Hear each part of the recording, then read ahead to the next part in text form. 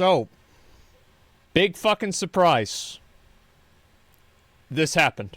What is this? He stole my money? How many of you guys lost money because of this individual right here?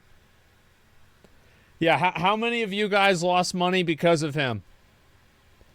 Not me, not me, not me, me. All right, there's a few of you guys that got finessed by him. Oh boy. Well, there's been an update. And I think ever since this video, I don't know if this video is covering it, I'm assuming it's not, this guy got apprehended by the police. Like, I'm pretty sure he's being detained now. So he was trying to leave the country or some shit like that. Well, they got his ass. Yep, for real. Yes, actually for real. Okay, here we go.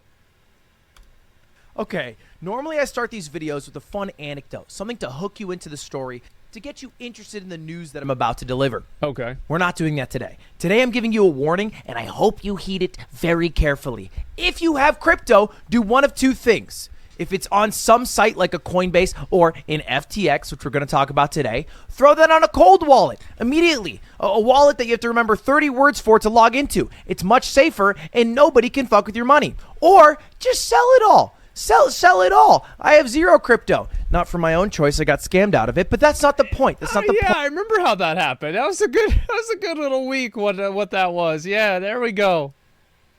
The point is, the whole entire industry seems incredibly fucked. Why? Well, let's jump into. Because they're attracted to it because it's deregulated.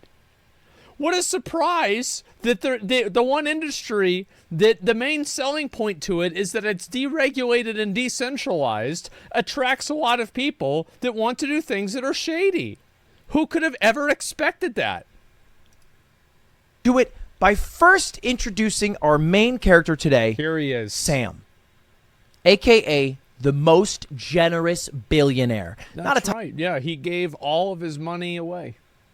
Yeah, that's right. He didn't care about anything else, and well, we saw how this got, how we got here. How this went. Title that I'm giving him, but a title he was given over the past year or two. He is the founder of FTX and Alameda Research, which we'll get into in a little bit. But let's just start with Sam. Ever since Sam was a kid, he wanted to get rich, really rich. Everybody else, same exact story. Yep, sure. But not for the reasons you think. I wanted to get rich not because I like money, but because I wanted to give that money to charity.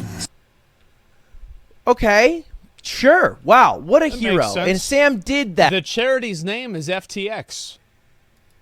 He became very, very rich, at one point being worth around $22 billion after founding a company called It's important to keep in mind that a lot of this, net worth and everything, it's basically like saying that you have monopoly money that's backing up RuneScape gold, that backs up an IOU that your grandma gave you, but she's dead now, and then that's also backed up by WoW gold. So whenever you think about net worth, these numbers are very, very soft. They can change at any time. FTX, that was one of the largest crypto exchanges in the world. You might have heard of FTX because they're sponsored by many celebrity ambassadors like Tom Brady, Steph Curry, Shaq, Naomi Osaka. A pretty big group to be a part of. Well, look at TSM. TSM put out a statement today talking about, I don't know if he's going to go over this or not. Let me just see right here. I think maybe, he's going to talk about it. Okay. Part of there. And not just celebrity endorsements, but they were also part of the namesake of TSM. So they gave TSM, my understanding, is $100 million. That's a lot of money over 10 years. So basically what that means is that any money that TSM got is probably fine. Any money that they got promised, that's probably not going to happen. So TSM puts out a tweet about this and they say everything is fine. I hope it is. Obviously, if things are not fine over at TSM, that means that people lose their job. So nobody really wants that to happen, especially not because of this crypto Ronald McDonald. TX, you might have heard of them from that. TSM, FTX, Leffen, or whoever. And not only that, they were on the arena for the Miami Heat, and they called it FTX Arena. So it's a huge. pretty big deal. Not much can go wrong in the world of FTX when they're really killing it, worth billions of dollars, and have such celebrity What could go endorsements.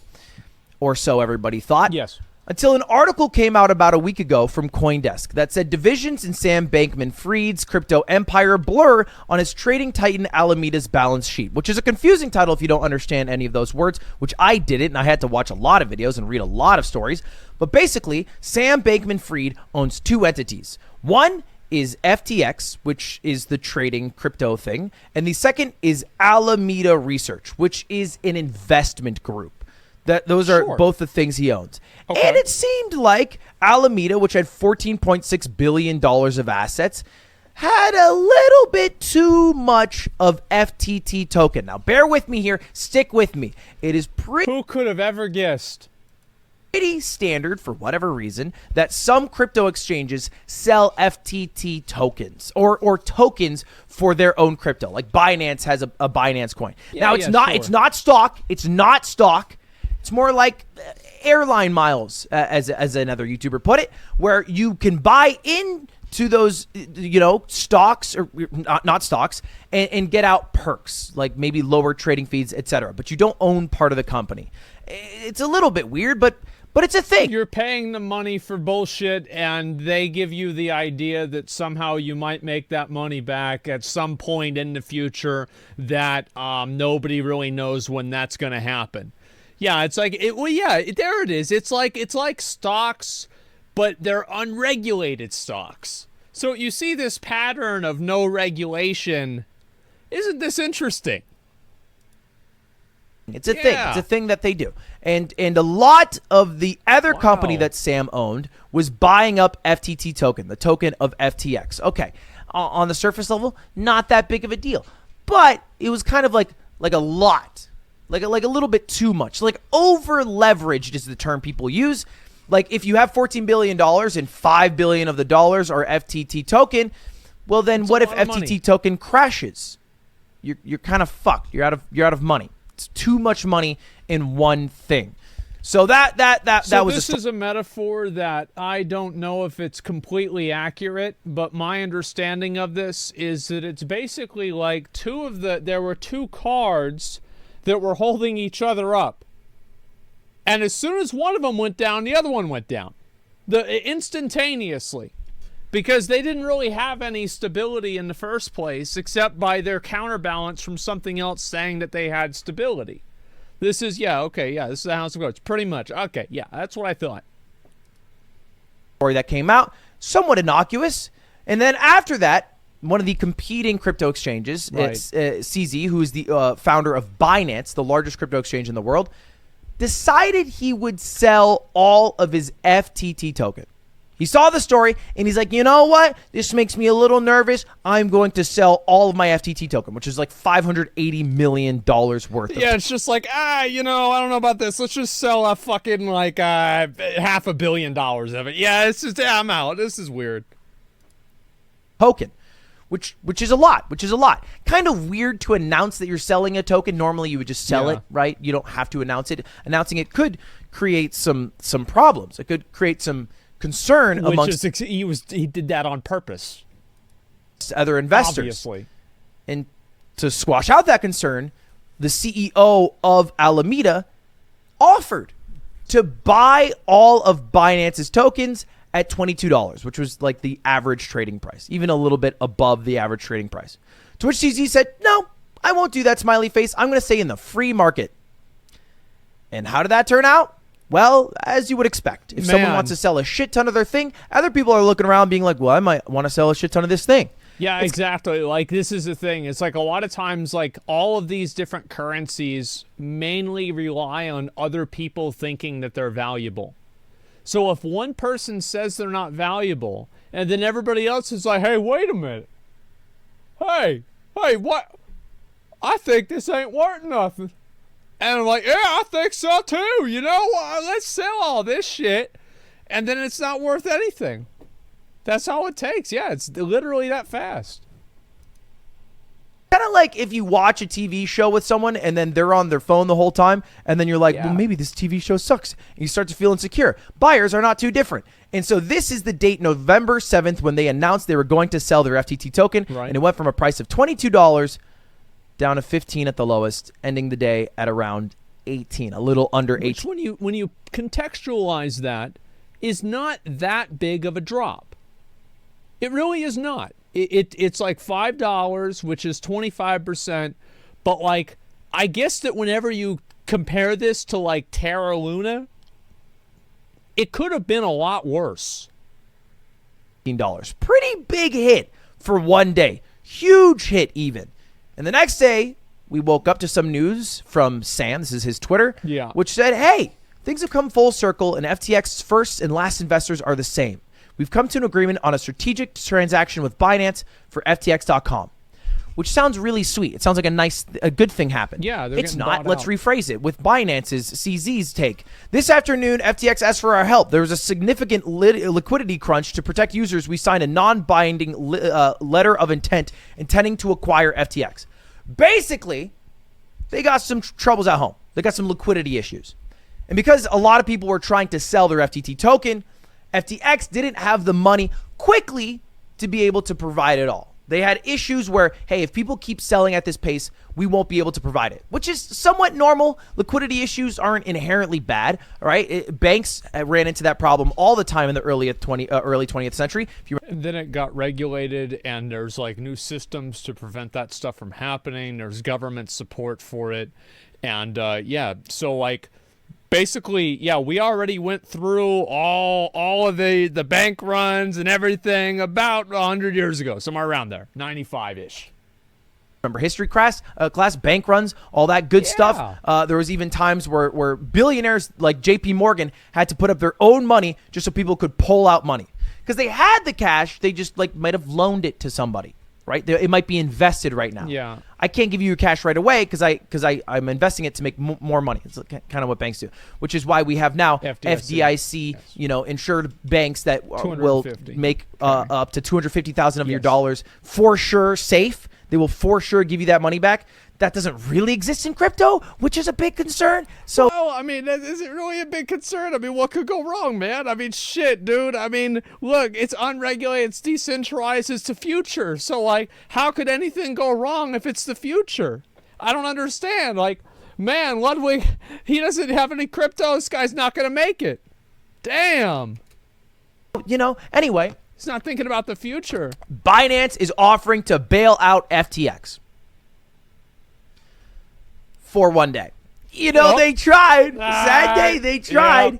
Basically, FTX doesn't have enough money to pay back all the people who want to sell all their crypto, and Binance is going to come in clutch to help them out. But after looking through their books, Binance was like, you know what? This shit fucking sucks. This shit not good. I don't want to buy this. Even if it's pennies on the dollar, it's not worth it. Well, and there's a good chance that whenever they got a chance to look under the hood, if FTX actually gave them access to a lot of their data and like their balance sheets and everything, they might have realized that it was even worse than what we know right now publicly. I would say that there's even a very high chance of that, especially given the fact that the guy immediately tried to leave the country. I mean, I don't know. Like, after your company goes down in flames, you immediately try to flee the country. I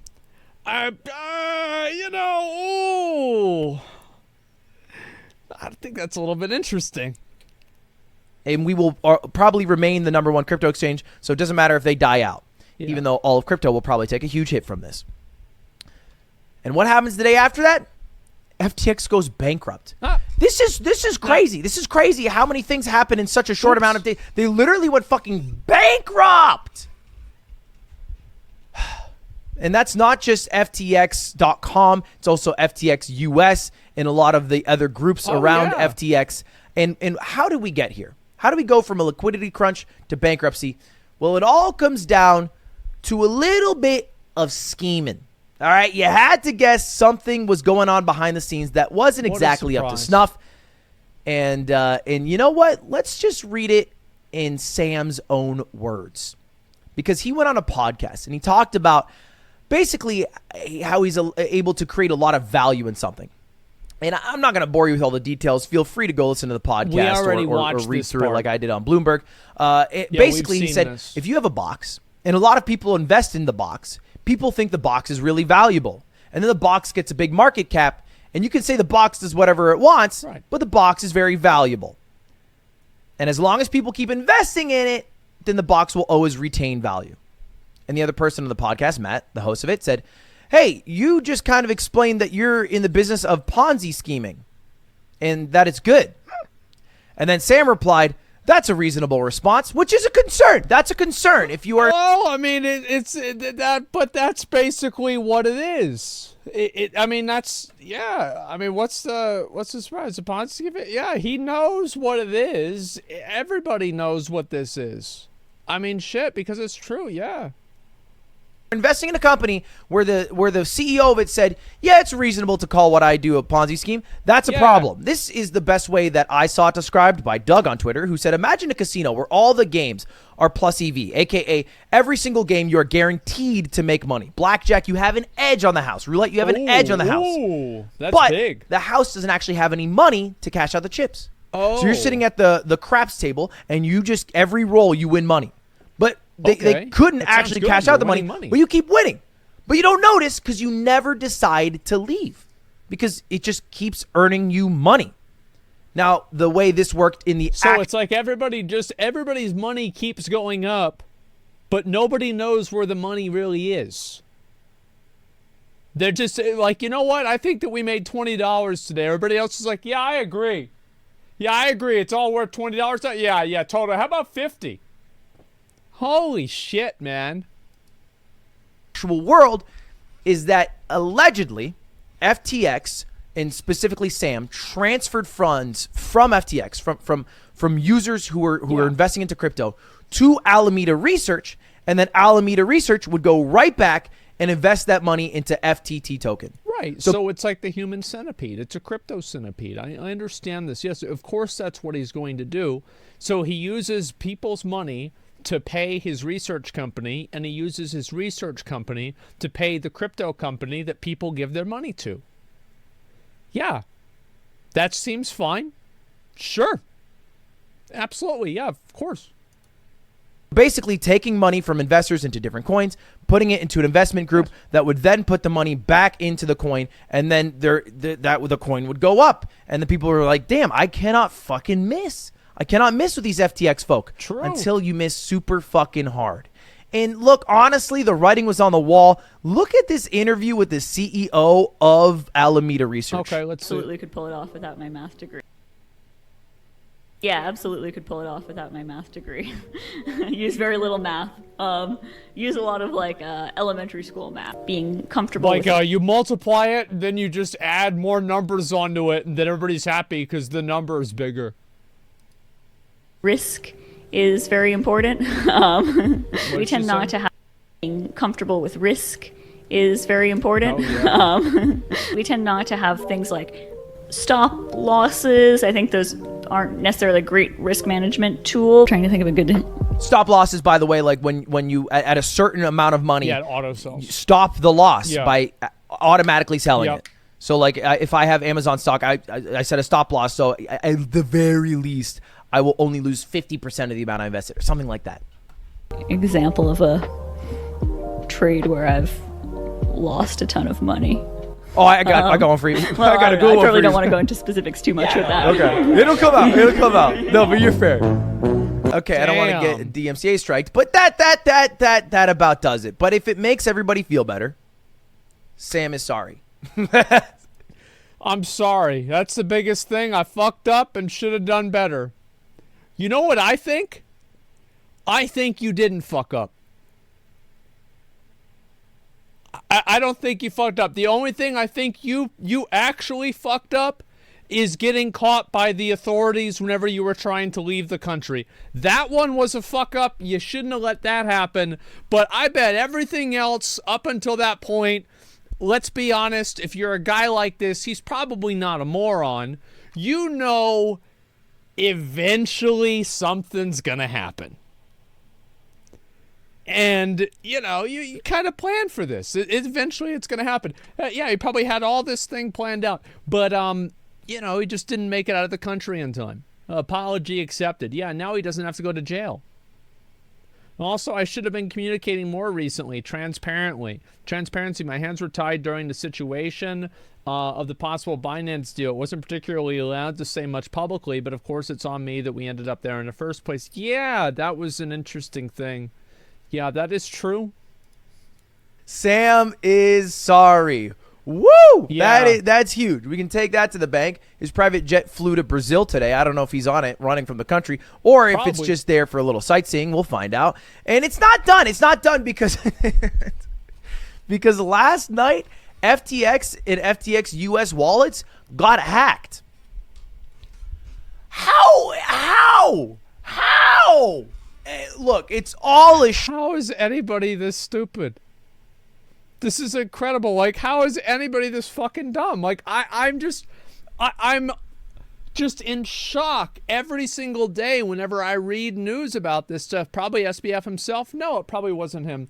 He probably did it through like 3 levels of like removal. I think the dude probably was aware of it. Maybe he wasn't. Maybe there was somebody else higher up in the company. I feel like any reasonable person would assume that this is probably something that they're doing to retain some of their funds. Yeah, he made a backdoor he just revealed. Yeah, something like that, right? So it's like he's not necessarily going to do it, but he'll leave the door open for the guy that will, and then the guy that does do it, well, then they have a conversation at the end of it about who gets what. Shit show, and a lot of people were sponsored by FTX that had to come out. Remember back whenever I told you guys that I wanted to make a crypto exchange, and people told me, "Do you regret it because you you know, you would have made a lot of money?" I said no, because if I did that, I would be in jail. I guarantee you, I will tell you guys, I would have been doing this scummy shit, absolutely. Like, it's like, yes, I could always talk down on these guys, but I 100% would have been doing this shit. Yeah, I would have been straight to fucking jail. It would have been over years ago. So, yeah, this guy's an asshole, but, I mean, I probably would have done the same thing. Apologize in pretty embarrassing fashion, because that company spent a lot in advertising. And a lot of people got duped by it. I mean, famous celebrities got duped. Huge. Well, they didn't really get duped by it. I mean, it's a lot of this stuff was not public knowledge. And it's just everything would have pretty much been fine if that other guy didn't sell all their stock, probably. Or at least it would have fallen apart a lot more slowly. So, yeah, I mean, I don't think anybody is stupid for investing in this one particularly. It's not like this one is any more stupid than any of the other ones. So if you're going to put money into this kind of stuff, this is what you get. Hedge funds got duped. I mean, BlackRock, even though they are scum of the earth, are good at making money and invested into FTX. Yeah. All right. Sequoia invested into FTX. They're all losing their money. And Graham Stephan, another person, sent out an apology, basically a 2-minute video saying, hey, sell all of your stock because, or your crypto, because this shit is fucked up. And what happened to the crypto arena? The FTX arena, it dead. It dead. The Miami Heat tweeted out, we'll be working to find a new naming rights. And what's going to happen to TSM? I don't know. Because TSM got $200 million. They got $200 million to name themselves TSM FTX. Yeah, that's fucking huge, man. Absolutely fucking huge. BlackRock invested in FTX. Well, yeah, I mean, a lot of this stuff, the thing is that a lot of this information that would have shown that it was a scam and bullshit was private. It was not public information to an investor. So, of course, people thought it was okay because everything looked okay. Why would they not think that it's okay? So then, whenever it comes out and then things just start collapsing, well, then that's whenever you find out what's behind the curtain. Renamed to TSM RIP. Damn. Just renamed themselves to TSM CZ. Which isn't a surprise because it came out Problem too solved. that Sam would go on to investor meetings on one of the fundraising rounds and play League of Legends during the round. So he was probably just a huge TSM fan, because if you're a League fan, you're usually a TSM fan at some point in your life. And that was probably more of a passion project. They might be fucked. They might be fucked. In fact, most of esports is kind of backed by crypto in a lot of ways, whether it's Coinbase with Team Liquid or FTX with TSM. Well, the reason why crypto tries to get a lot of young people is because, in general, young people are dumber. And so, like, they're more willing to buy into something that's stupid. So it's like, it's easy to trick somebody who's like 19, right? I mean, like, they don't fuck it. They don't know what the hell's going on. So, like, yeah, you just... So, like, especially, like, kids growing up, like, oh, FTX, that's the thing that I grew up with. I saw it on a bunch of different shows and, my esports stuff, so it must be good, right? And then, now you're down $3,000. They might all be fucked because all of crypto took a huge hit from this. And if you're in crypto, again, put it in a cold wallet. Put it in a cold wallet. Maybe just fucking sell and cut losses. I don't know. You make the call in your life. Just don't have it on a big exchange. I promoted Coinbase for a long time, and they're still fine. You can still sell on there. I wouldn't be on there right now. I wouldn't be on there right now. I would fucking leave if I were you. Please do. I mean, like, I don't know. Like, I've sold crypto, and it's like sometimes shit like this happens. Usually, the fact is that I think that crypto is not the cracks are beginning to show in the idea that everybody making up a monetary currency with no type of enforcement to it, that's completely deregulated and decentralized, this actually doesn't have as much value as people believed. Like, the cracks are starting to show in this in the same way it started to show in NFTs last year. I don't think that we're there yet. I think that most cryptocurrencies will probably recover from this before I think people learn to figure out this is fucking ridiculous. They were always there. Nobody wanted to look initially. Yeah, exactly. Well, that's what I mean. Like, cracks in people's, like, public perception. Imagine buying NFTs. I mean, people are stupid. Like, I mean, what do you want me to say? They're stupid. The thing is that, again, I'm going to say this again and again and again with cryptocurrency. Cryptocurrency is the strongest allure of any type of scam. And the reason why it has such a strong and powerful appeal is because it appeals to people who are average, maybe slightly above average, but lazy, maybe slightly below average, and they think that they should be above. And it appeals to people who believe the fundamental that they are temporarily embarrassed millionaires. This is a common trope in American culture where people are seen to, they're seen to kind of like commiserate with wealthy people because they one day might be one. And a lot of these people think that they should be in one of these big positions. They think that they should be rich. They are smarter than average. And cryptocurrency appeals to the most basic and, in my opinion, most realistic and simultaneously black pill of what the American dream really is. To get rich, to feel like you earned it, and to do it because you were smarter than everybody else, and simultaneously do no work at all. That's the real American dream, in my opinion. It's not to work hard. It's not to, create a solution for something that, people need in their lives. It is to make a lot of fucking money and to feel like you earned it because you're smarter than everybody else. That's what it is.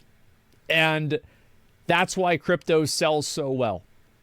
Is because if you can convince a stupid person that they're smart, they'll pay you for it. Do it. All right. They gave me money and then they left me high and dry after the crypto crash.